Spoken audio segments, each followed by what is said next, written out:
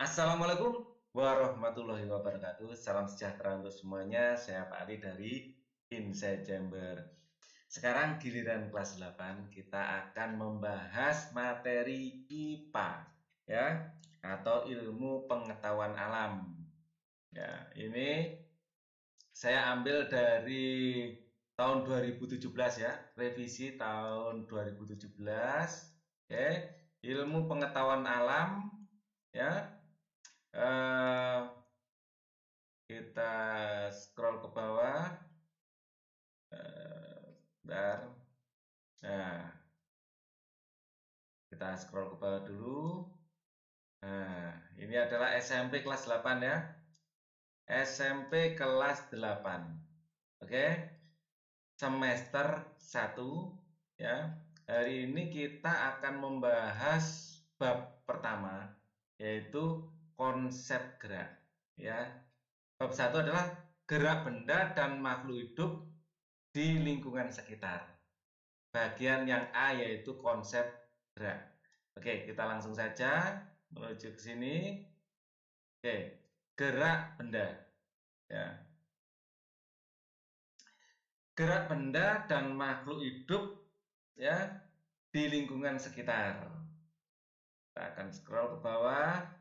Pernahkah kamu berpikir mengapa benda dapat bergerak? Ya, gerak seperti apa yang dilakukan oleh benda saat memperoleh gaya?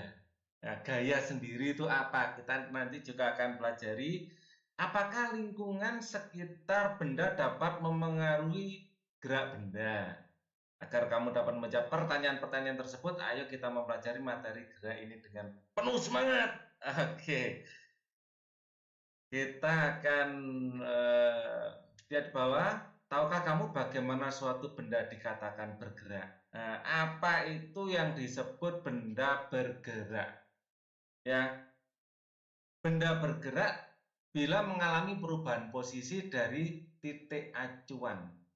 Ya, nah, apa itu posisi? Apa itu titik acuan? Ya, posisi. Ya, posisi adalah letak suatu titik di tinjau dari acuan. Jadi posisi adalah letak titik ditinjau dari acuan. Di dalam kita mempelajari matematika maupun IPA, ya kita harus memiliki titik acuan sehingga kita tuh memikirkan hal yang sama. Contoh betapa sulitnya kalau tidak ada titik acuan, misalnya kalian menelpon teman kalian, ya ditelepon, halo kamu di mana? Saya di sini. Nah, di sini itu nggak ada acuan, bingung lah. Di sini di mana? Di sini di mana ini?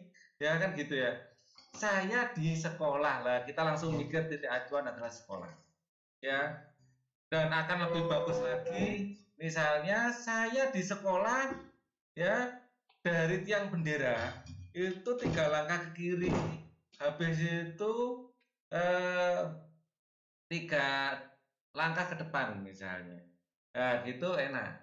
Atau jangan ke kiri dan ke depan, bingung juga acuannya. Ya, saya dari tiang bendera ada 3 meter ke utara, lalu 4 meter ke timur. Wah, ini pas sekali. Ini tiang benderanya di sini 3 meter ke utara, misalnya ini utara, ini timur, 3 meter ke utara, 4 meter ke timur. Kita sudah tahu pasti posisinya itu di sini.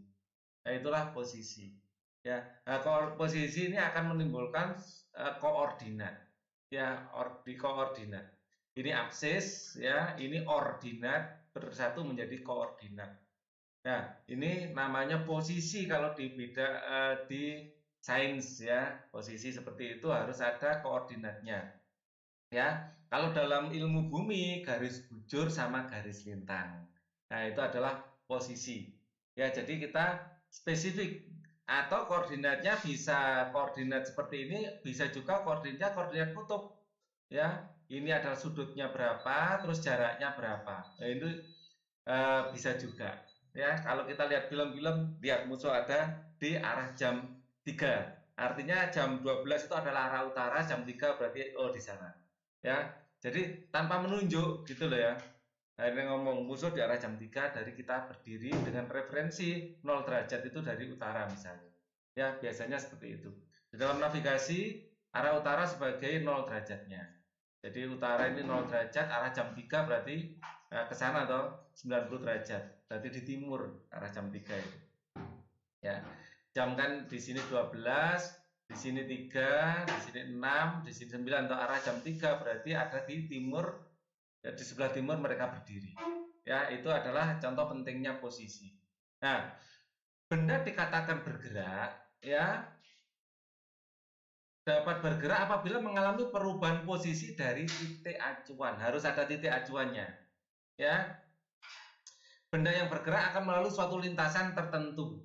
Lintasan dapat berupa lurus, melingkar, atau parabola, ataupun tidak beraturan. Namun pada bagian ini kita akan mempelajari bagaimana gerak benda pada lintasan lurus yang akan kita pelajari hari ini.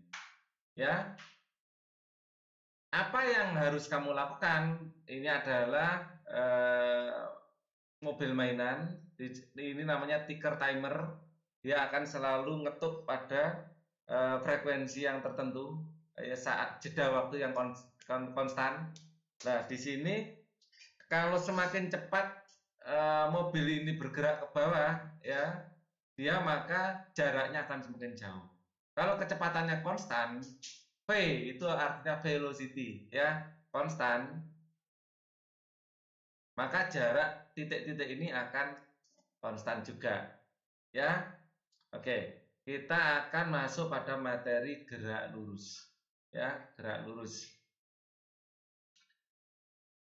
Sebelum kamu mempelajari gerak lurus, ya, perhatikan gambar 1.2, coba hitung berapa besar jarak dan perpindahan yang kamu lakukan saat melakukan perjalanan dari rumah ke sekolah dan perjalanan dari sekolah ke rumah. Nah, kita harus memahami apa itu jarak, apa itu perpindahan. Di sini rumahmu di sini, sekolah di sini. Ya, yang disebut dengan jarak adalah total lintasan yang kamu lalui. Total lintasan yang kamu lalui namanya jarak. Ya, dari sini ya saya pakai tinta warna lain aja, warna hijau. Dari sini ya, kalian berjalan ke sini, terus ke bawah ini adalah jarak. Jadi jarak tempuh adalah 1 kilometer. Anggap saja ini utara ya, ini utara, ini selatan, ini timur, ini barat. Ya, maka jarak yang kamu tempuh adalah ke timur, habis itu ke selatan. Berarti jarak tempuhnya adalah 1 kilometer tambah 1 kilometer yaitu 2 kilometer. Ini adalah jarak tempuh. Tetapi kalau perpindahan saya akan gunakan warna apa ini enaknya, hitam. Perpindahan ini adalah jarak tempuh yang diukur dengan garis lurus. Ya, ini adalah jarak tempuh. Maka perpindahan ini akan kita hitung ke sana 1 kilometer, ke sana 1 kilometer, perpindahannya itu ini. Ini namanya perpindahan. Ya. Nah, caranya mengukur pakai rumus Pitagoras. Maka perpindahan sama dengan akar dari 1 kuadrat tambah 1 kuadrat sama dengan akar 2 kilometer. Ini adalah perpindahannya. Jadi dapat disimpulkan jaraknya adalah 2 kilometer, perpindahannya adalah akar 2 kilometer. Akar 2 nilainya berapa? Kita pakai kalkulator. Akar 2, 2 terus diakar. Ya, sekitar 1,4. Ya, 1,4 kilometer. 1,4 kilometer. Jadi ini pembulatan ya. Jarak tempuhnya adalah 2 kilometer, perpindahannya adalah 1,4. Bisa ya bedakan ya jarak dengan perpindahan. Oke. Jadi jarak tempuh adalah lintasan. Kata kuncinya jarak tempuh adalah lintasan. Lintasan. Ya, kata kuncinya adalah lintasan. Kalau perpindahan, ya kata kuncinya adalah jarak tempuh dari satu titik ke titik lain antara dua titik ya, melalui garis lurus. Garis lurus. Jadi tidak belok-belok seperti ini. Paham ya? Oke, itu adalah jarak dan perpindahan. Kita akan baca lagi di sini. Kita akan gunakan highlighter aja. Setiap hari kamu berangkat dari rumah ke sekolah, kemudian kembali lagi ke rumah. Ya, misalnya jika diukur jarak rumah ke sekolah adalah 2 km, maka jarak tempuh yang kamu lakukan setiap hari adalah 4 km. Ya, jadi jarak tempuhnya 4 km dari rumah ke sekolah kembali ke rumah lagi. Ya. Jadi di sini ada rumah, ya. Ini rumah, di sini sekolah tadi ya. Di sini sekolah agak besar. Di sini sekolah, ini rumah lagi. Jarak tempuh, ya. Ini nanti jarak tempuh dari ke sekolah, jarak tempuhnya adalah 2 km. Mungkin jarak tempuhnya seperti ini, nggak mungkin lurus toh. Ini adalah 2 km.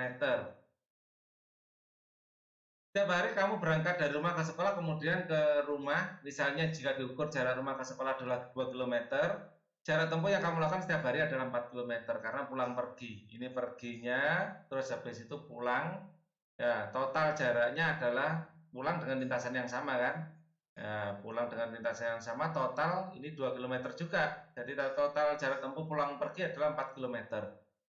Namun perpindahan yang kamu lakukan adalah 0 km. Kenapa? Nah, perpindahannya ini untuk perpindahan jarak awal kalian berangkat dari sini. Setelah pulang berhenti di sini lagi. Jadi jarak tempuh antara dua titik yang dihitung dengan garis lurus ya 0. Ya, jadi perpindahan 4 km, tapi jaraknya kebalik. Ya, perpindahan jaraknya adalah 4 km ya. Jarak ya pulang pergi ya, jarak PP adalah 4 km, tapi perpindahan adalah 0. Kenapa 0? Karena kembali ke titik semula. Ya, gitu ya. Mengapa demikian? Ada perbedaan makna antara jarak dan perpindahan. Jarak merupakan panjang lintasan yang ditempuh, sedangkan perpindahan merupakan jumlah lintasan yang ditempuh dengan memperhitungkan posisi awal dan akhir benda, atau dengan kata lain perpindahan merupakan jarak lurus resultan dari posisi awal sampai posisi akhir. Ya. Saya lebih suka memaknainya kalau perpindahan itu adalah lintasan yang ditempuh dari titik awal ke titik akhir dengan garis lurus. Itu lebih enak menurut saya. Nah, sekarang pikirkan perjalanan saat kamu pergi dan pulang ke rumah. Ini terlalu besar. Keliru mode. Ya. Nah, sekarang pikirkan perjalanan saat kamu pergi dari rumah ke sekolah. Apakah kendaraan yang kamu tumpangi melaju dengan kecepatan tetap? Nah, ini ada laju dan kecepatan. Bagaimana kamu mengukur besar kecepatan kendaraan yang kamu tumpangi? Perhatikan gambar di bawah. Ya, pada gambar tersebut tampak seorang atlet bergerak lurus beraturan mampu menempuh 30 km dalam waktu 6 second. Ya. Ini kita scroll.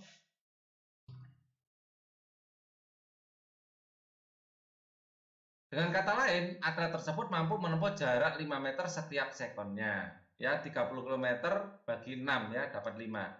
Ya. Kemampuan atlet tersebut dalam menempuh jarak S tertentu setiap sekonnya disebut sebagai kelajuan, atau secara matematis ditulis V sama dengan S per T. Nah, kenapa disebut laju? Ya, karena akan saya terangkan setelah ini. Oke, apa beda laju dengan perpindahan? Ya, ini saya sembunyikan sedikit. Laju, ya, laju adalah jarak dibagi waktu. Ini adalah laju. Jarak ini walaupun melingkar, dihitung lintasannya. Ya, beda dengan kecepatan. Kecepatan adalah perpindahan bagi waktu. Jadi kalau pelari ini menempuh start di sini dan finish kembali ke sini, kecepatannya adalah 0. Ya, karena lintasan yang ditempuh atau perpindahannya tidak ada, 0. Dari awal kembali ke awal lagi, tapi lajunya bisa dihitung dengan jarak yang dia tempuh dibagi waktu.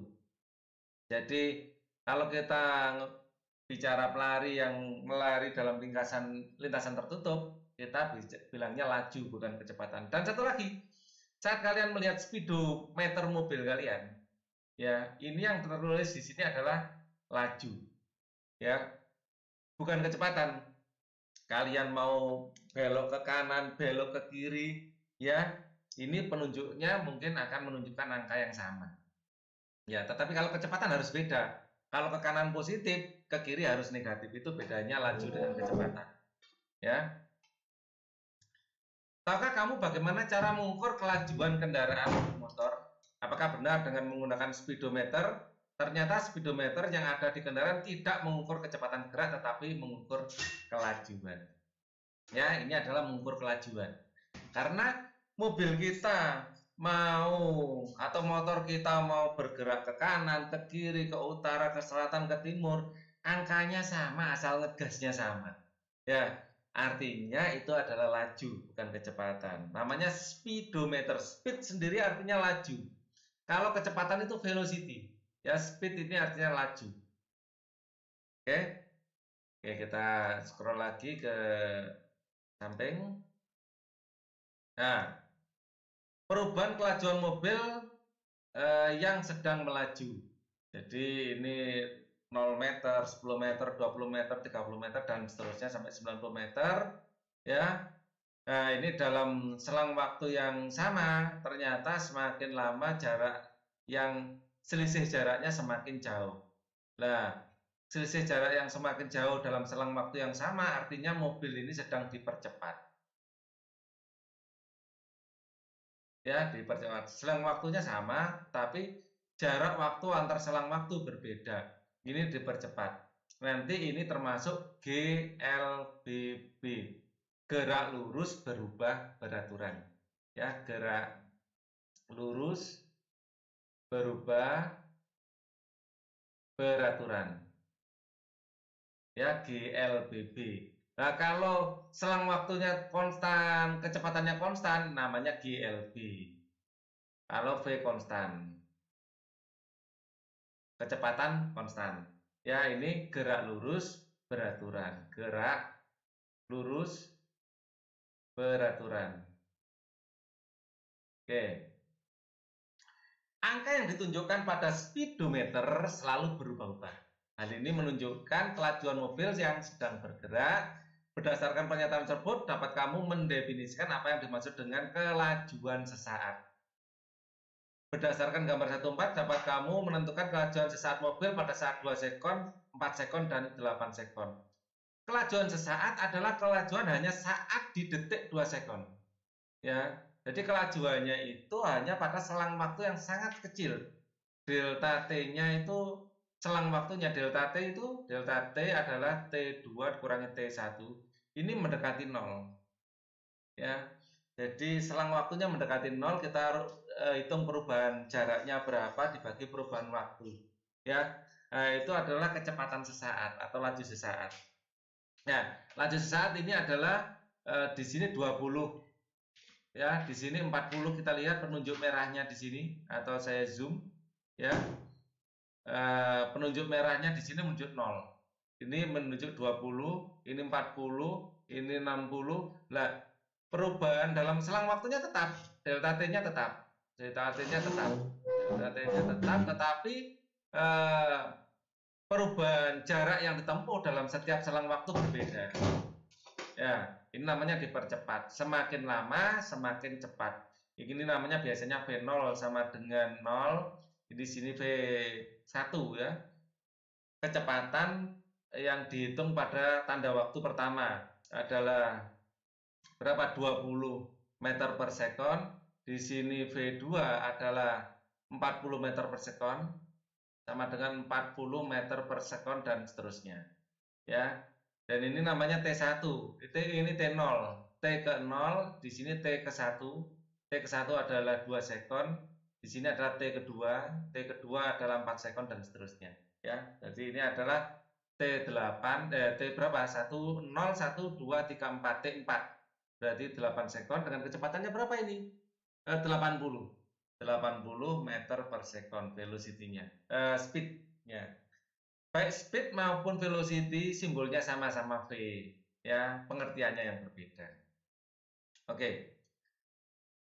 Pada mobil tertentu biasanya dilengkapi oleh alat yang disebut dengan GPS atau Global Positioning System untuk mengkonfirmasikan posisi, kecepatan, arah, dan waktu secara akurat.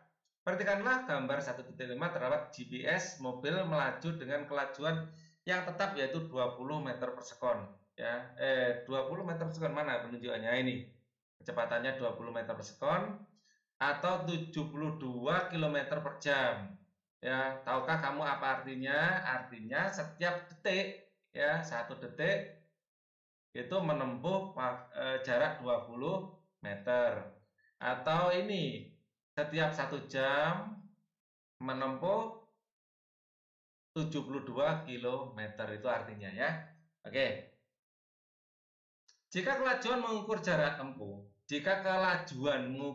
tempuh, maka kecepatan mengukur perpindahan. Dan cara sama-sama V-nya tandanya hanya saja untuk membedakan kecepatan V-nya dikasih tanda panah.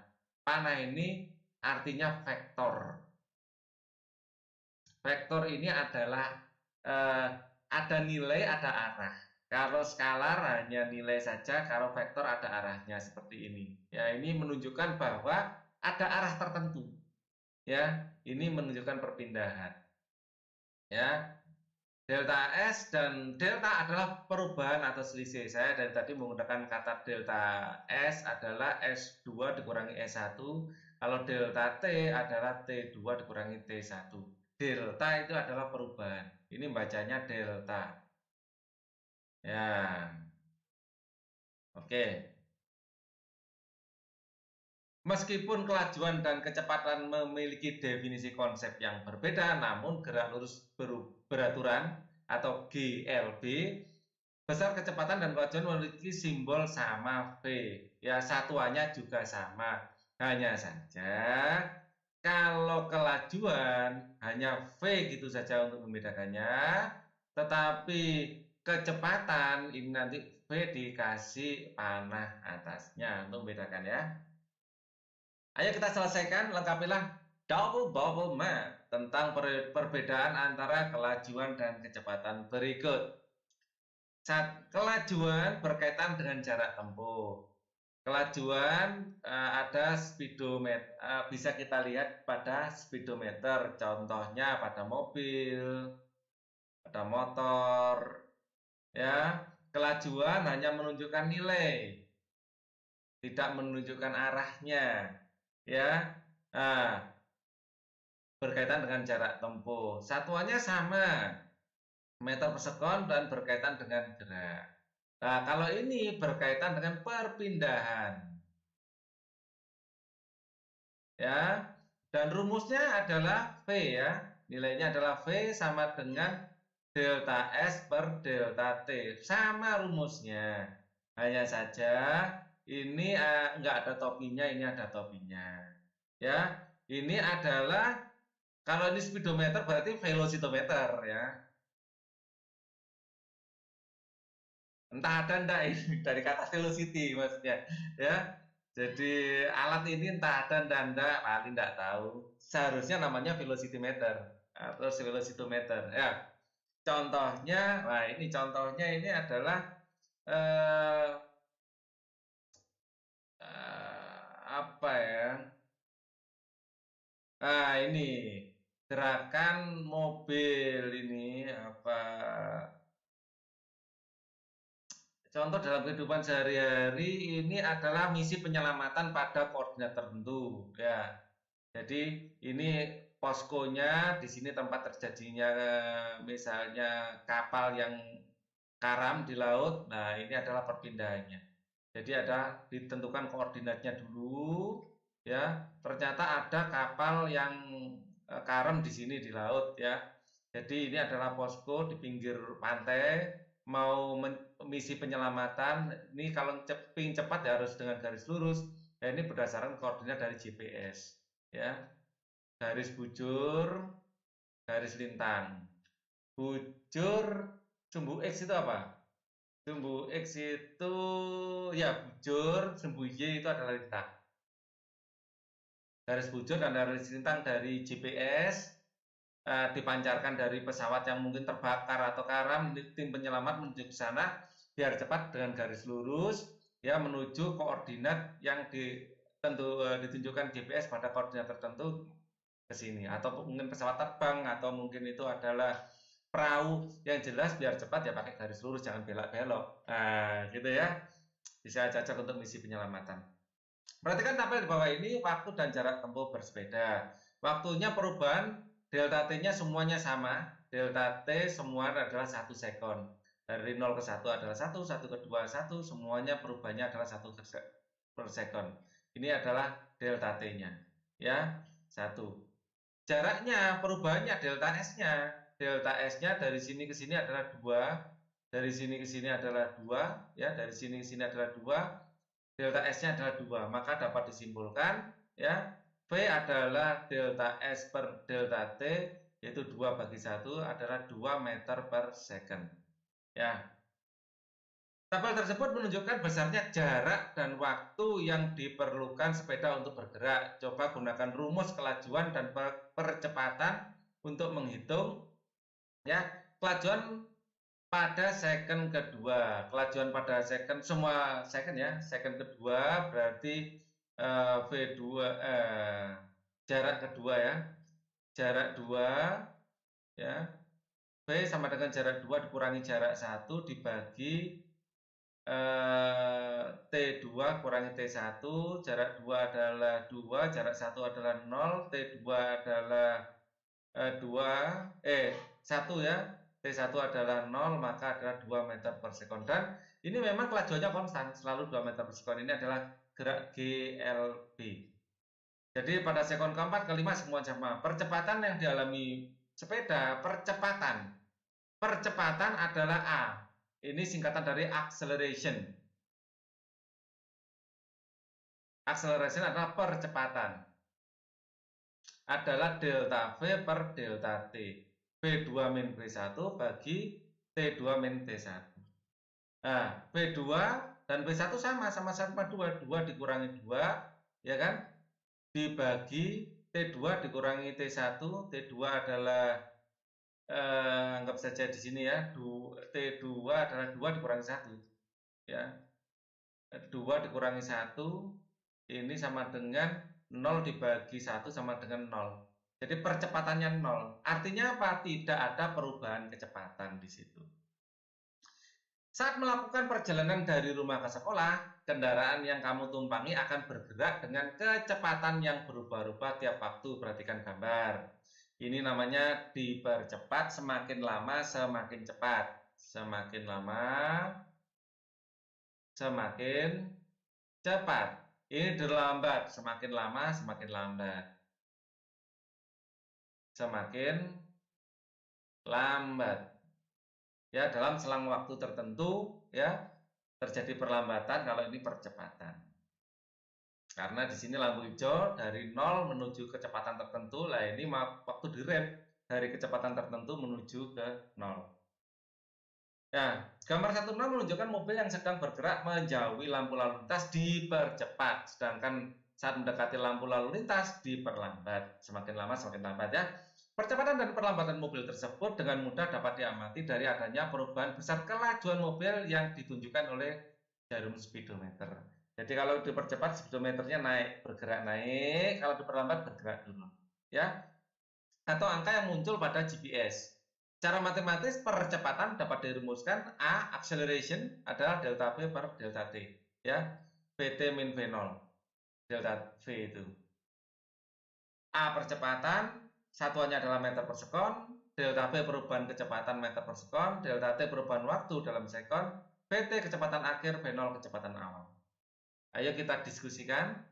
Saat mendekati lampu lalu lintas, mobil yang awalnya bergerak dengan kecepatan 72 km per jam, ini ada mobil ya yang tadinya adalah kecepatannya 72 ya, 72 ya kilometer per jam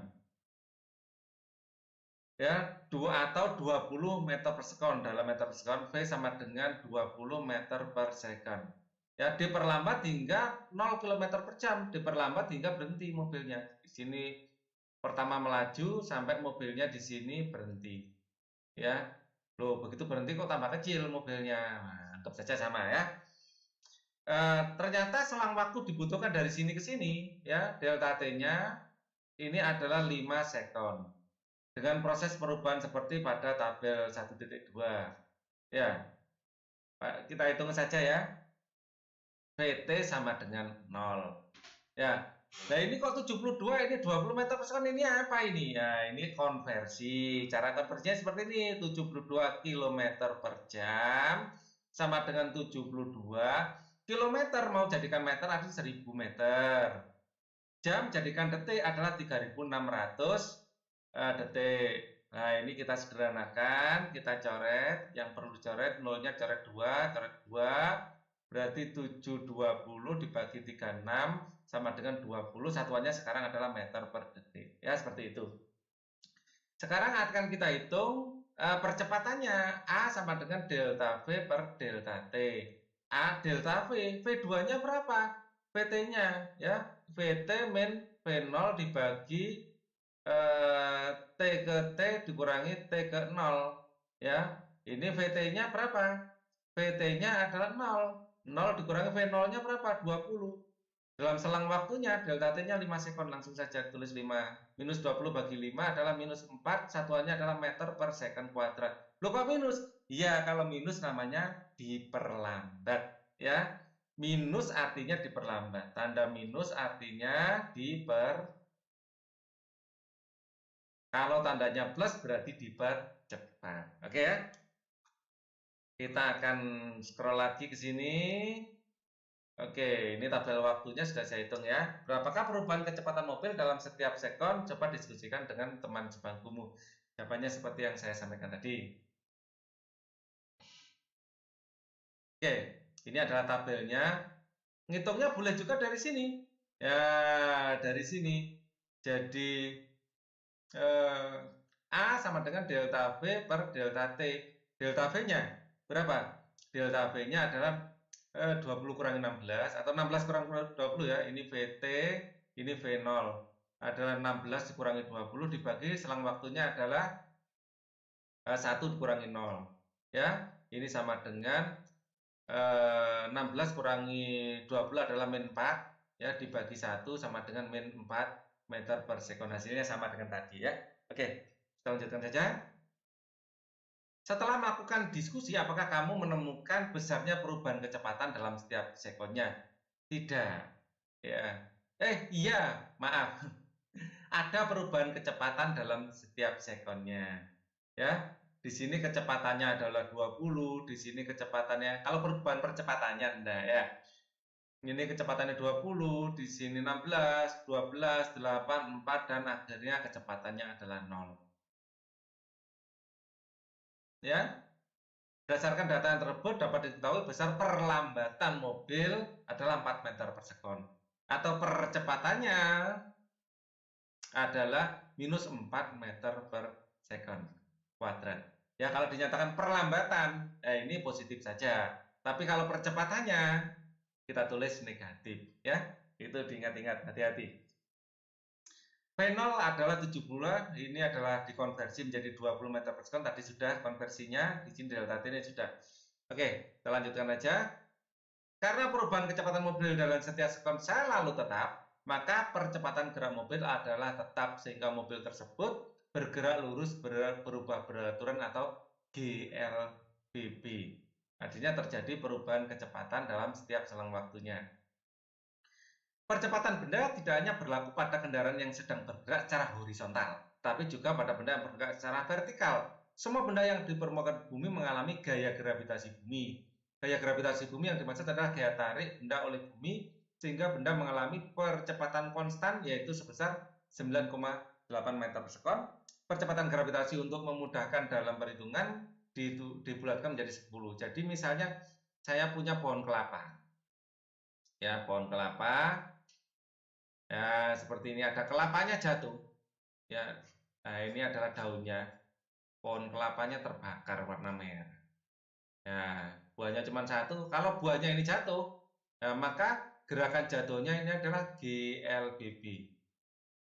Karena dipercepat oleh suatu percepatan tertentu. Dan percepatan itu namanya percepatan gravitasi yang arahnya ke bawah. Nilainya berapa? Sebenarnya 9,8 tapi dibulatkan menjadi 10. Ya, gravitasi adalah 10 meter per second kuadrat. Untuk mempermudah perhitungan. Kita lihat, ayo kita selesaikan. Ya, sebelum ayo kita selesaikan, kita mulai. Ini ada sebuah animasi yang saya temukan dan cukup bagus. Nah, ini adalah animasi kalau kecepatan konstan. Ini adalah orang yang berjalan dengan kecepatan konstan. Kita lihat, ini adalah perubahan jarak. Ya, ini adalah kecepatan. Kalau kita mainkan, nah, perubahan jaraknya konstan, membentuk sebuah kurva lurus. Ini adalah kurva, ini jarak, ini waktu. Semakin lama waktunya, jaraknya semakin jauh, tapi dengan hubungan linier. Ya, sedangkan kecepatannya adalah konstan, tidak ada perubahan. Ini adalah waktunya dalam detik. Kita mulai lagi. Nah, seperti ini. Dia berjalan berarti konstan. Ya, beda dengan kalau dipercepat. Kalau dipercepat, perubahan jaraknya itu membentuk grafik yang eksponensial, melengkung. Dan kecepatannya ini yang membentuk garis linier. Kita mainkan lagi, nah, seperti ini. Semakin lama semakin cepat. Ya, kecepatannya semakin lama semakin tinggi. Ini adalah dipercepat. Dan hubungan antara jarak dan waktu bentuknya seperti grafik eksponensial seperti ini. Ya, oke. Sekarang kita akan selesaikan ini. Nomor 1. Sebuah mobil yang mula-mula diam bergerak dipercepat beraturan hingga kecepatannya menjadi 72 km per jam atau tadi sudah ada konversi 20 meter per second ya. Jadi mobil, nah, mobil yang mula-mula diam. Kita biasa mula-mula diam V0, jadi V saat T ke 0 adalah 0. Ini simbol kalau mula-mula diam. Bergerak dipercepat beraturan hingga dipercepat beraturan, jadi memiliki percepatan ya, hingga ini mobil yang sama. Oh, mobilnya kok ada tingkatnya. Nah, gitu, mobil yang sama setelah bergerak selama 30 sekon, waktu tempuh dari sini ke sini adalah T 30 second.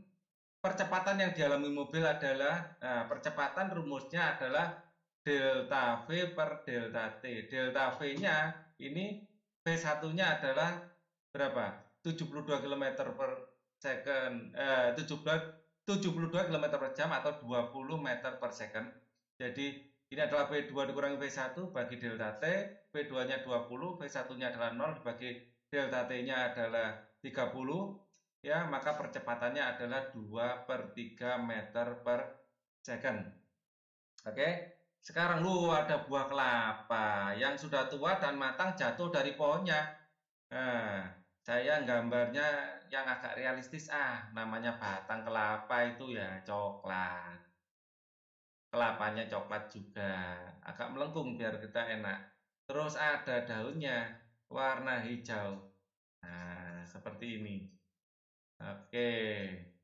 Ya, ini jatuh. Nah, kita analisisnya pakai hitam saja. Jatuh ke bawah. Ya, wah, begitu jatuh buah kelapanya berubah warna jadi hitam. Gravitasinya arahnya ke bawah ya, sebesar 10 meter per second kuadrat.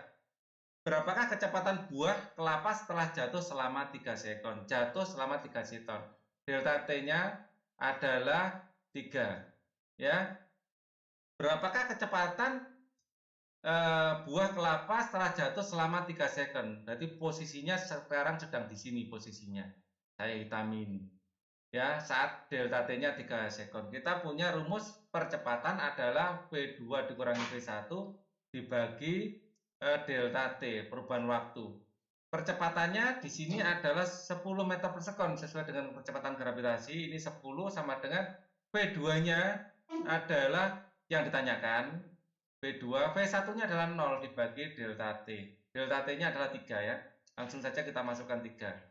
Ya, 3. Maka 10 akan sama dengan V2 dibagi 3. 3 dikalikan silang ke sini, maka V2 sama dengan 10 kali 3 sama dengan 30 meter per second. Kita lanjutkan, sekarang kita belajar gaya. Kita belajar gaya, oke? Gaya adalah ada tarikan atau dorongan. Kita pakai highlighter aja ya, biar enak di sini. Oke. Gaya adalah tarikan atau dorongan. Gaya dapat mengubah bentuk dan arah dan kecepatan benda. Misalnya pada plastisin, kalau kamu merenyet-renyet plastisin seperti ini akan berubah bentuk. Bisa menghentikan lemparan saat kita menangkap, pakai gaya juga, ya. Atau bahkan mengubah bentuk plastisin dengan memberikan gaya. Tahukah kamu gaya apa yang diberikan pada plastisin tersebut? Ya, apa jenis gaya yang dapat kita temukan dalam kehidupan sehari-hari? Oke, ini kita hapus lagi. Jadi akan kita bikin catatan tentang gaya. Ya, oke. Kita akan bikin catatan tentang gaya. Gaya itu apa? Gaya adalah tarikan atau dorongan. Tarikan atau dorongan. Ya, gaya dapat mengubah bentuk benda. Ya, dapat merubah bentuk. Apalagi yang bisa dilakukan gaya. Ya, mengubah arah, ya merubah arah dan kecepatan. Merubah kecepatan atau V. Ya, oke. Gaya dapat dibedakan menjadi gaya sentuh dan gaya tak sentuh. Gaya sentuh, cara memberikan gaya dengan cara disentuh. Tak sentuh, tidak sentuh, seperti gaya gravitasi tanpa menyentuh. Jadi, bumi tanpa menyentuh kelapa, hanya dengan gaya gravitasinya bisa menarik kelapa untuk jatuh padanya. Ya, itu tak sentuh. Selain gaya gravitasi, tak sentuh ada juga gaya listrik dan gaya magnet. Ya, gaya tak sentuh ada gravitasi, ya, ada gaya listrik, ada gaya magnet. Ya, ini adalah gaya tak sentuh. Kalau gaya sentuh ya memang didorong dengan cara disentuh. Gaya sentuh contohnya adalah gaya otot dan gaya gesek. Gaya otot adalah gaya yang ditimbulkan oleh koordinasi otot-otot rangka tubuh. Misalnya seorang hendak memanah dengan menarik mata panah ke belakang. Nah, gaya gesek adalah gaya yang diakibatkan oleh adanya dua benda yang saling bergesekan. Ini adalah gaya gesek. Dua benda saling bergesekan ini adalah gaya. Sehingga agak berat kalau gaya gesekannya semakin tinggi. Gaya gesek selalu berlawanan arah dengan gaya yang diberikan. Misalnya saya punya benda, ada benda lain di sini. Ya, di sini saya dorong. Saat saya memberi gaya dorongan ke kiri, ya, ini ada gaya gesek yang melawan gaya dorongan saya yang arahnya ke kanan. Jadi saat ini ada sebuah benda, saya dorong ke kiri, ya, saya dorong ke kiri, ya. Nah, ini ada gaya gesek yang arahnya ke kanan, menghambat, bersifat menghambat. Jadi adalah ini F gesek, yang arahnya selalu berlawanan dengan gaya yang sebelumnya kita berikan. Ini adalah F dorongan misalnya. Ya, gaya gesek selalu berlawanan dengan arah gaya yang diberikan pada benda. Contohnya gaya gesekan benda antara meja dengan lantai. Meja didorong ke depan, maka bergerak ke depan, namun pada waktu yang bersamaan meja juga akan mengalami gaya gesek yang arahnya berlawanan dengan gerakan meja. Dia didorongnya dengan hijau ini ke kanan, ada gesekan ke kiri. Ya, narik panah ini menggunakan gaya otot. Wah, ini keren sekali anak ini ya. Masih kecil sudah pandai panahan. Gaya tak sentuh adalah gaya yang tidak membutuhkan sentuhan langsung dengan benda yang dikenai. Contohnya seperti saat kita mendekatkan ujung magnet batang dengan paku besi, ya. Ketika paku besi ditarik dengan menempel pada magnet batang, hal tersebut disebabkan oleh gaya pengaruh gaya magnet yang ditimbulkan oleh magnet batang. Selain gaya magnet, gaya gravitasi pada orang yang sedang terjun payung juga merupakan contoh. Jadi gaya magnet ya pada paku ya ini adalah gaya apa? Tak sentuh terus terjun payung oleh gaya gravitasi ini juga eh, gaya tak sentuh terus satu lagi listrik ya. Ada enggak di sini? Lebih lanjut tentang gaya dan interaksinya terhadap gerakan benda akan dibahas pada pembahasan hukum Newton tentang gaya. Jadi listrik positif dan negatif itu selalu tarik-menarik. Nah, ini merupakan gaya listrik. Jadi gaya tak sentuh itu paling tidak ada 3 ini yang harus kalian pahami. Hukum Newton. Hukum 1 Newton disebut juga hukum kelembaman. Coba pikirkan mengapa saat berada di dalam bis yang sedang melaju kencang, tiba-tiba bus direm ya. Ini bus melaju kencang, tiba-tiba direm. Jadi penumpang ini seolah-olah terdorong ke depan, serut gitu ya. Ya, terdorong ke depan. Mengapa pada saat berada di dalam mobil kita perlu menggunakan sabuk pengaman? Nah, di dalam mobil kita perlu menggunakan sabuk pengaman agar saat direm kita terdorong ke depan, muka kita itu enggak nabrak dashboard. Ya, itu bisa sakit. Sebelum mempelajari hukum 1 Newton, lakukanlah aktivitas berikut ini. Ini adalah aktivitasnya. Ini ada satu lembar kertas HBS, sebuah gelas, letakkan selembar kertas di atas meja, kemudian letakkan gelas pada tariklah kertas secara horizontal dengan perlahan, amati apa yang terjadi. Kalau perlahan, gelasnya ikut geser. Tapi kalau kertasnya cepat, gelasnya tidak ikut geser. Itu namanya kelembaman. Kelembaman definisinya adalah benda cenderung bergerak dengan kecepatan tertentu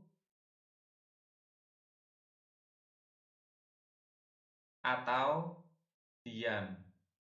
Ya, yang cenderung dengan kecepatan tertentu, bergerak dengan kecepatan tertentu, ini adalah contoh orang naik bus ini tadi.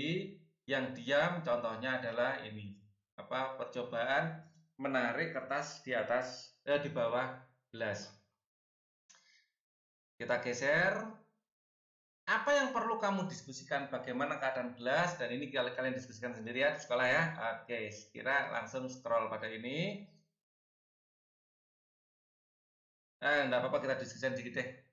Saya khawatir ada yang terlewat nanti. Bagaimana keadaan gelas pada perlakuan nomor 2, nomor 3? Apa yang diakibatkan perbedaan gelas akibat ini aja. Apa yang kamu simpulkan? Berdasarkan percobaan dan diskusi yang telah kamu lakukan, apa yang kamu simpulkan? Kamu sendiri aja, saya putuskan ternyata tidak ada yang harus sekalian mampulah melakukan itu sendiri. Pada percobaan sifat kelembaman suatu benda, kamu menemukan fakta bahwa gelas akan tetap diam saat kertas ditarik dengan cepat secara horizontal. Percobaan tersebut menunjukkan bahwa benda memiliki kecenderungan untuk tetap mempertahankan keadaan diam atau geraknya dengan kecepatan tetap, disebut sebagai inersia atau kelembaman benda. Ya.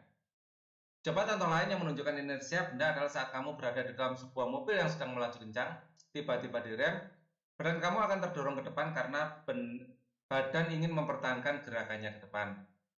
Peristiwa yang pada akhirnya memunculkan ide teknologi sabuk pengaman yang dipasang di kendaraan bermotor, khususnya mobil.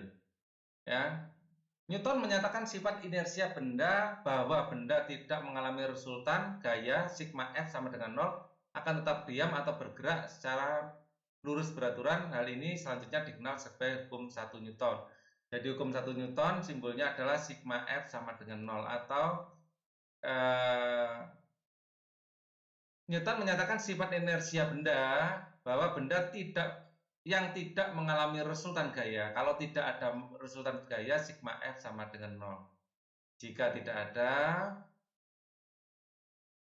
resultan gaya atau tidak ada gaya yang bekerja padanya, ya cenderung diam atau bergerak dengan kecepatan tetap. Jadi benda bergerak belum tentu memiliki gaya. Ya, kalau gerakannya dengan kecepatan konstan tidak memiliki gaya, tapi kalau dengan percepatan baru dia memiliki gaya. Hukum Newton kedua. Sebelum mempelajari hukum 2 Newton, lakukanlah kegiatan berikut. Ini hukum 2 Newton adalah di sini katrol dikasih bandul ya. Ya, amati gerak kereta. Gerak kereta ini semakin lama semakin cepat atau gerak GLBB dipercepat. Ya, kalian lakukan sendiri di sekolah ya. Oke, hasil percobaannya kalian masukkan sini terus diskusikan. Ya. Indah akan membahas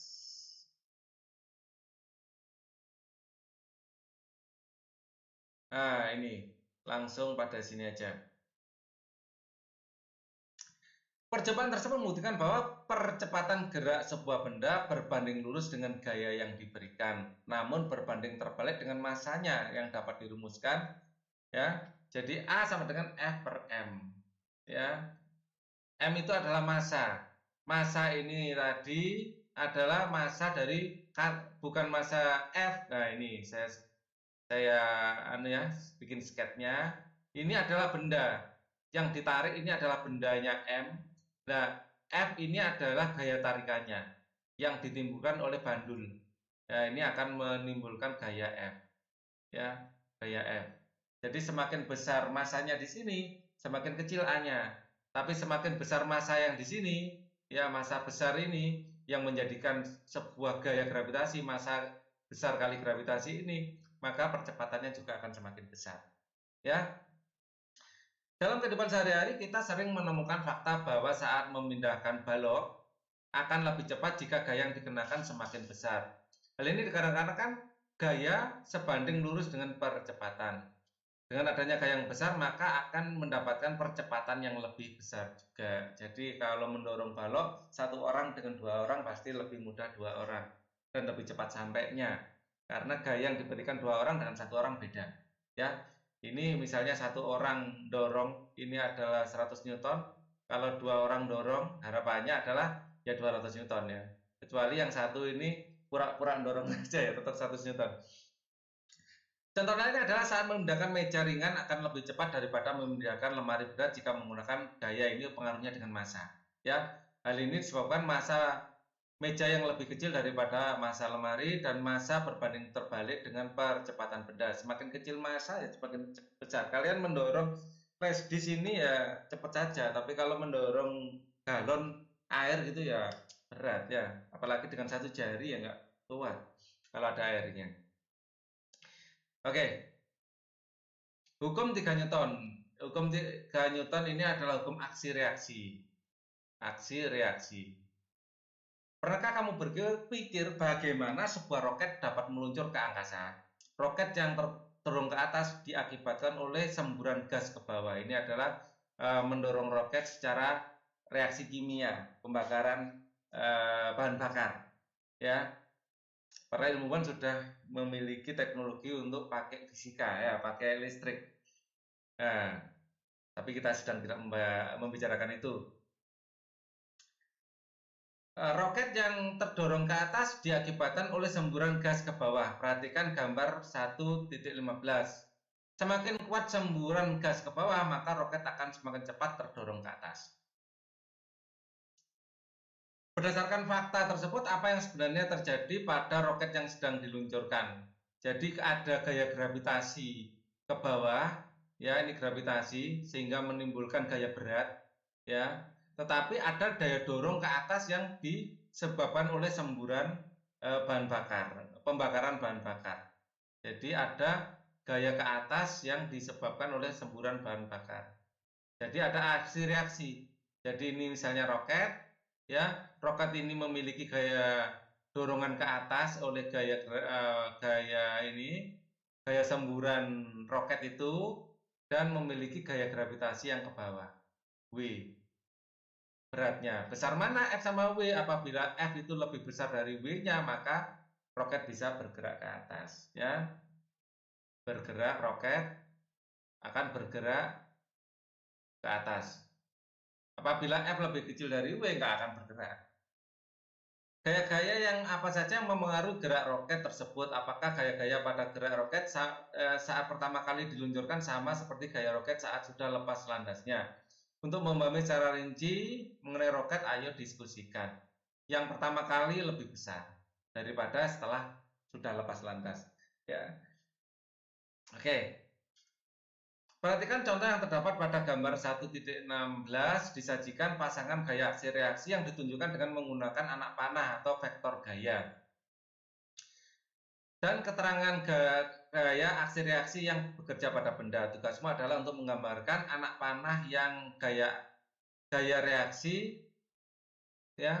Tugasmu adalah menggambarkan anak panah untuk gaya reaksi dan menuliskan keterangan gaya reaksi yang bekerja pada benda A sampai C dengan menggambarkan buah contoh tambahan pada poin D dan E. Ya, saat kita memberikan gaya sini, ini kita gaya pukul misalnya, F pukul, maka tembok akan memberi gaya reaksi. F reaksi dari tembok. Ya, aksi reaksi. Oke, saat kita menyundul bola, ini aksi. Ya, bola di sini juga akan memberi gaya reaksi ke bawah. Ya, F reaksi ke bawah.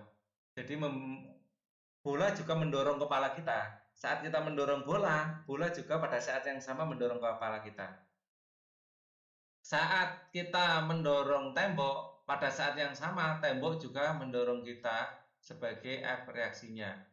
Ya, saat ada gaya aksi ke sana, ya, peluru ini didorong, ya, peluru didorong sehingga akan diberikan gaya aksi, ya. Peluru juga akan mendorong gaya aksinya, berarti yang hitam itu adalah ke sana, ada gaya aksi oleh mesiu, ledakan mesiu, ya. Maka peluru juga akan mendorong gaya reaksinya. Jadi di sini F aksinya, ya. F aksi dan F reaksinya. Peluru ini juga akan mendorong meriam, sehingga meriam kalau menembakkan peluru akan terdorong ke belakang nanti meriamnya, ya.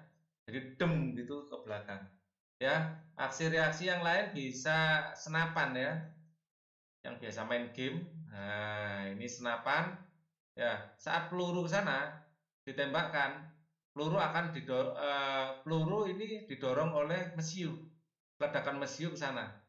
Jadi ada gaya ke sana, F aksi, dan peluru juga akan mendorong senjata, ya, ke sana. Sehingga yang menembak pun tangannya ikut dek gitu, ya. Gaya aksi reaksi. Terus apa lagi? Ya, giliran kalian memberi contohnya, ya. Saat kalian misalnya menendang bola atau mendorong drum atau galon air, ya, galon air kalian tendang, ya, maka kalian akan memberikan gaya pada galon, ya. Pada saat yang sama galon juga akan memberikan gayanya pada kaki kalian. Ini aksi reaksi juga. Oke. Sebuah balok diletakkan di atas meja seperti pada gambar, ya. Sebuah balok diletakkan di atas meja seperti pada gambar, balok diam dan memiliki berat sebesar 1 Newton. Artinya di sini ada gaya gravitasi ke bawah, ya, yang menyebabkan berat, ya. Beratnya adalah 1 Newton, ya, disimbolkan W, ya. W sama dengan massa dikalikan gravitasi. Massa dimiliki oleh benda berapa kilo misalnya, ya. Gravitasi ini kalau dibulatkan itu 10, sebenarnya 9,8, ya. Nah, ini berarti balok juga akan memberikan gaya ke atas sebesar gaya gravitasi ini dan tegak lurus. Gaya normal adalah gaya yang tegak lurus bidang, ya, sebagai balasan, sebagai gaya reaksi. Gaya reaksi, ya, yang tegak lurus bidang. Gaya normal itu gaya reaksi. Misalnya bidangnya gini. Di sini saat saya menaruh kotak ini di tangan saya, ya, ini kotak ini mendorong tangan saya ke bawah, ya, sebesar W. Pada saat yang sama tangan saya juga mendorong memberi gaya normal pada kotak hitam ini ke atas, ya. Oke. Dan gaya normal itu persis sebesar W asal ini diam. Tapi kalau ini saya gerakkan ke atas berarti gaya saya yang saya berikan lebih besar, kan gitu, ya. Oke. Kita akan scroll lagi, kita lihat di sebelah sini ada Nah, dengan W adalah gaya balok oleh bumi tadi ya, saya gambarkan lagi di sini. Ini adalah meja, W adalah gaya balok oleh bumi. W aksen adalah gaya bumi oleh balok.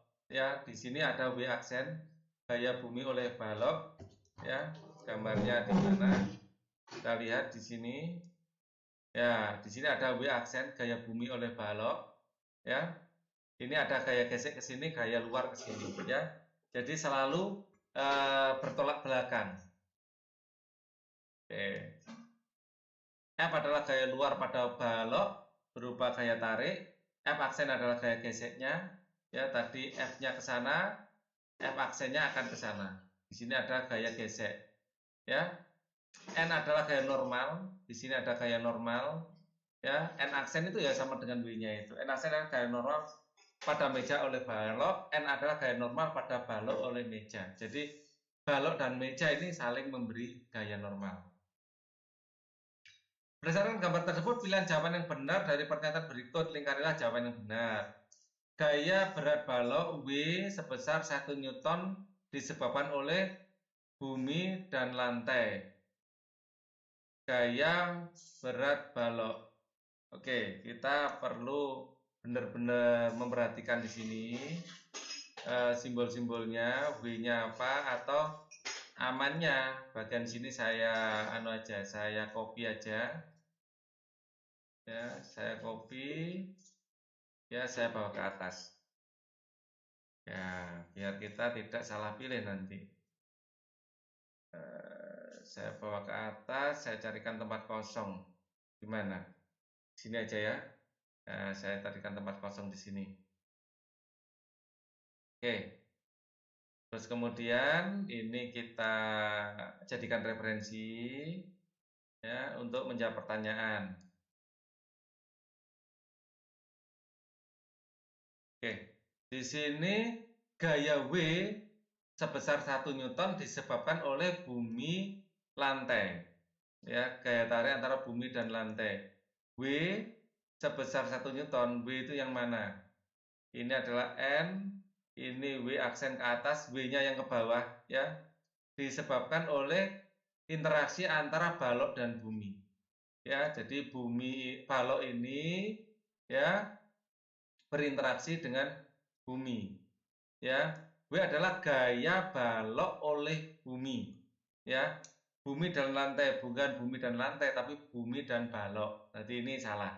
Ya, ini salah, tidak kita pilih. Terus kemudian kita lihat option yang B. Lantai menahan balok dengan gaya normal N. Yang lantai itu yang mana? Ya, kita harus pastikan sepakati dulu lantai. Oh, ini lantai ya. Ini adalah lantainya memberikan gaya normal. Ya. Oke. Lantai menahan balok dengan gaya normal N dengan arah yang berlawanan dengan W. Besarnya N adalah sama dengan W, kurang dari W, lebih dari W. Sama dengan W. Oh, kita centang. Maksudnya gini ya. Gaya W adalah gaya balok disebabkan oleh bumi. Ya, bumi pada balok ya. Jadi jawabannya bumi. Yang dimaksud soal ternyata gitu.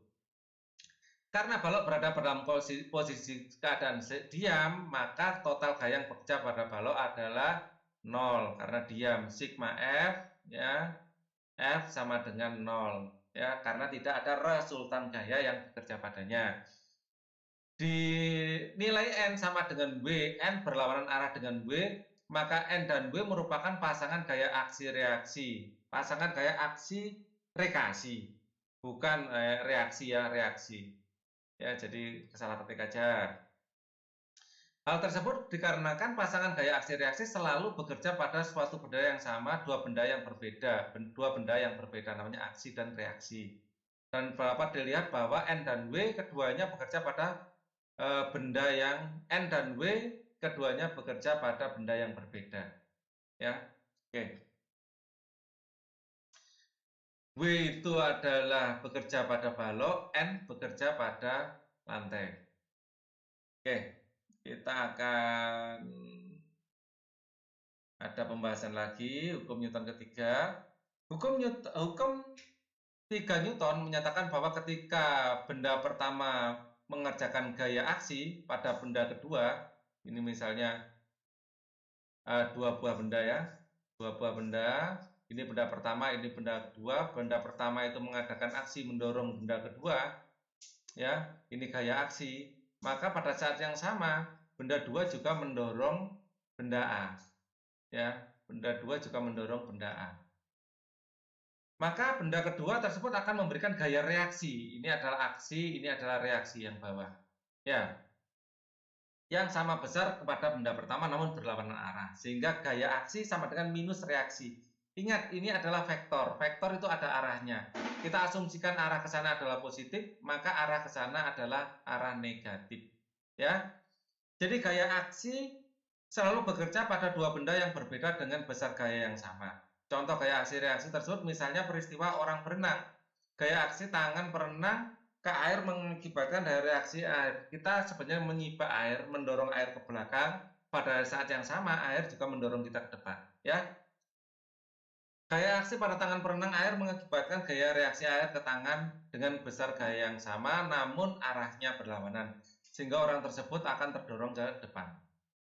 Ya, meskipun tangannya mengayun ke belakang karena massa air jauh lebih besar dari massa orang, maka percepatan yang dialami orang akan jauh lebih besar daripada percepatan yang dialami oleh air. Hal ini yang mengakibatkan orang tersebut akan melaju ke depan. Tahukah kamu bahwa gerak burung terbang dapat dijelaskan dengan menggunakan hukum 3 Newton? Ya, perhatikan gambar ini. Di sini ada gaya dorong ke bawah, ada gaya angkat ke atas. Gaya dorong ke bawah ini oleh gaya gravitasi. Oleh sayap ya, sayap dorong ke bawah ya, oleh sayap. Jadi ada 3 gaya ya, gaya oleh sayap ya, dan ini burung terangkat ke atas ini oleh udara ya. Gaya angkat ke atas dilakukan oleh udara, gaya dorong ke bawah dilakukan oleh sayap burung. Perhatikan gambar 118, burung mengepakkan sayap ke belakang untuk memberikan gaya aksi ke udara. Udara yang masanya jauh lebih besar daripada burung memberi gaya reaksi yang nilainya sama besar dengan gaya reaksi namun berlawanan arah.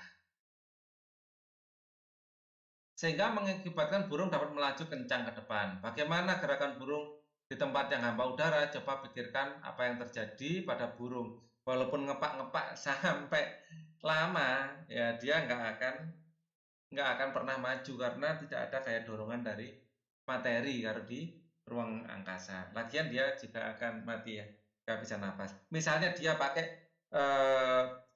baju yang bisa membuat dia bernapas, napas buatan, tepat dia ngepak-ngepakkan sayap di luar angkasa nggak akan pernah bisa membuat dia maju atau mundur. Ayo kita diskusikan, lengkapilah tabel 1.5 berikut dengan analisis dan peristiwa. Ya, dengan analisis peristiwa-peristiwa yang tertera pada tabel tentang apakah peristiwa tersebut merupakan penerapan hukum 1, 2, atau 3 Newton, kemudian tuliskan jawabanmu pada kolom alasan yang baik dan benar. Peristiwa 2 ekor kijang saling beradu kekuatan terpental akibat saling dorong satu sama lain. Jelas ini ada aksi reaksi.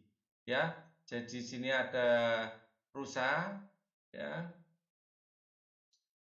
rusa dan rusa yang lain saling beradu kepala, ya, saling beradu kepala, ya, rusa itu ada ini ya, tanduknya gini. Nah, alasannya dia akan mendorong ke sana, ini aksi, dia pada saat yang sama juga akan mendapatkan gaya reaksi. Ya, maka ini adalah hukum ketiga Newton, aksi reaksi. Peristiwa, 2 ekor badak jantan yang bermasa sama melakukan adu kekuatan untuk merebutkan daerah kekuasaannya. Keduanya saling mendorongkan dengan gaya yang sama sehingga tidak ada satupun badak yang bergeser pada posisinya. Nah, di sini tidak ada badak yang bergeser pada posisinya. Ya, ini juga tetap aksi reaksi. Ya, sigma F sama dengan 0. Kalau ini tadi pas natap ada bertabrakan, ini ada gaya aksi reaksi juga. Nah, kekuatan terpental akibat saling mendorong satu sama lain. Nah, terpental terpentalnya sendiri, saya akan kasih warna hijau. Proses terpentalnya sendiri ini adalah hukum Newton kedua. Karena misalnya ini yang hijau itu rusanya kecil, rusa yang lebih kecil terpentalnya lebih jauh. Ya, bergantung dengan massa. Karena F sama dengan M kali A. Semakin besar massanya, semakin besar massanya, maka gayanya semakin besar. Ya, jadi di sini ada gaya aksi reaksi yang merupakan hukum Newton kedua karena saling mendorong satu sama lain, terpental, ada kata terpental ini. Ya, kalau pas nabraknya sesaat pas nabrak ini aksa adalah aksi reaksi, tapi kata terpental ini membuat ini kalau harus milih satu kita pilih yang dua saja. Ya, walaupun sebenarnya ada aksi reaksinya. Ya, kemudian seekor anak badak bermain dengan induknya. Anak badak tersebut terpental ke belakang karena mencoba mendorong induknya dengan kuat. Ini ada induk yang besar. Loh, badak kok kotak. Ya, badak gini, ini besar. Ya, anaknya kecil mencoba mendorong. Ya, ya anak yang kecil ini akan terpental. Ya, mencoba karena mencoba mendorong induknya. Ya, ini sama hukum Newton kedua juga. Jadi F sama dengan M kali A. Ya, jadi dia memberikan gaya ke sana, dikasih gaya reaksi, akhirnya dia akan terpental dengan kecepatan tertentu. Sebenarnya ada dua sih, ya ada reaksi-reaksi, juga ada gaya terpental tadi. Kalau kita sedang membicarakan terpentalnya, berarti yang ini. Tapi kalau saat mendorongnya, ini adalah yang merah. Ya ada aksi reaksi di sini. Ya jadi bisa dua di situ. Seekor harimau jantan mendorong anak kijang dengan kekuatan penuh hingga terpental jauh. Ya, harimau jantan mendorong anak kijang dengan kekuatan penuh, sama saja dengan ini, tidak ada bedanya. Ya, jadi seekor elang terbang bebas di udara dengan cara mengepakkan sayapnya ke bawah. Kecepatan udara yang lebih cepat di bagian sayap atas, kemudian elang tersebut terangkat ke atas. Aksi reaksi jelas ya, tadi sudah. Seekor gajah betina mendorong anaknya ke sungai untuk minum. Gajah betina tersebut mendorong anaknya dengan hati-hati karena merasa tubuhnya jauh lebih besar daripada tubuh anaknya. Ini adalah gaya aksi reaksi juga dan menyebabkan gaya gerak juga. Seekor ikan berenang di dalam air dengan cara menggerakkan siripnya, aksi reaksi. Seekor jerapah jantan memiliki kepala besar untuk menyerang jerapah jantan lainnya saat dewasa. Ini adalah bisa aksi reaksi, bisa dengan kecepatan. Tapi ya inersia, kelembaman kok tidak ada ya hukum 1 Newton.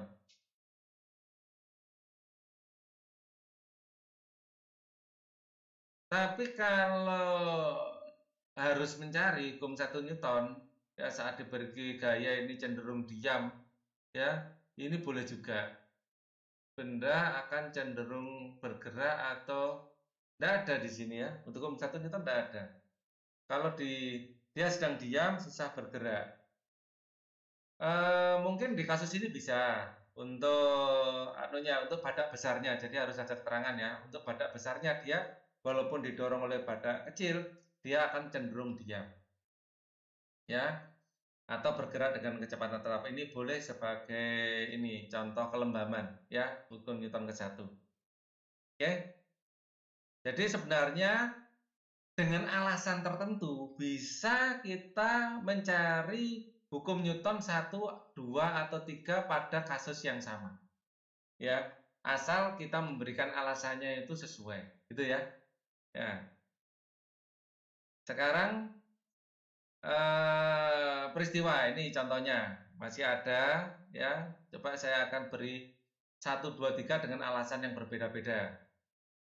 Seekor kuda berlari dengan kecepatan konstan sambil membawa sebuah paket di punggungnya. Tiba-tiba kambing di sini kuda jadi kambing berhenti sehingga terlempar ke depan. Secara tiba-tiba kambing tersebut berhenti sehingga terlempar ke depan. Jadi ini ada kuda berlari dengan membawa sebuah paket. Di sini kuda berlari, ya. Nah, gambar kuda itu seperti apa? Ya, kuda berlari, ya. Anggap saja ini kuda ya. Walaupun kacau gambarnya, kuda berlari dengan kencang, ya, membawa paket, ya. tiba-tiba kuda ini berhenti, ya, sudah nggak mau lari lagi, ada rumput yang mau dia makan, ya. Nah, dia paketnya ini akan bergerak ke sana, ya, maka ini jelas hukum 1 Newton. Ya, kelembaban. Akhirnya nemu juga ya hukum 1 Newton ya. Seorang joki kuda mengikuti kompetisi final kuda. Di menit terakhir, kuda yang ditunggangnya berhenti secara tiba-tiba hingga joki tersebut terpental. Sama kasusnya dengan ini adalah hukum 1 Newton. Ya, jelaskan penerapan hukum Newton pada olahraga basket, golf, senam lantai, dan lain-lain. Golf ini benda di sini diam, didorong oleh gaya, ya. Maka ini adalah hukum 2 Newton. F sama dengan M kali A. Jadi percepatan benda tergantung gaya F yang diberikan, atau A sama dengan F dibagi M. Semakin besar gayanya, semakin kecil masanya, maka kecepatan bola akan semakin tinggi. Ya, kalau ini eh, benda ini hukum Newton 1, ini kan benda bergerak, cenderung tetap bergerak walaupun sudah tidak diberi gaya oleh tangan. Ya, jadi ini bisa F1. Di sini pun ya, bisa aksi reaksi antara stick golf ya dengan bola. Ya, ini adalah aksi, di sini akan memberi reaksi. Ya, aksi reaksi. Tergantung bagaimana kita meninjau dan memberi keterangan. Ya, golf ini bisa hukum 2 Newton, bisa hukum 1 Newton. Ya, hukum 3 Newton itu bisa.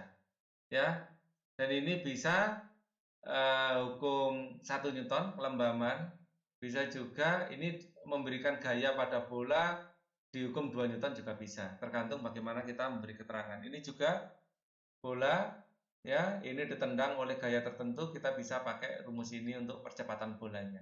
Jadi sama-sama ini bedanya ini dengan stick, ini dengan kaki, gitu aja, analisanya sama. Setelah kamu pelajari mekanisme benda yang bergerak dan gaya-gaya yang berlaku di dalamnya, pernahkah kamu berpikir bagaimana tubuh kalian dapat bergerak? Agar lebih memahaminya, pelajari dengan seksama materi di video berikutnya. Ya, jadi di sini hanya penjelasan, tidak ada latihan soalnya.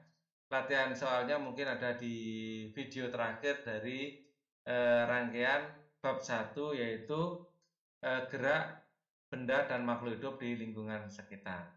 Oke, untuk video ini cukup dulu. Kita akan ketemu lagi nanti di sistem gerak manusia. Wassalamualaikum warahmatullahi wabarakatuh.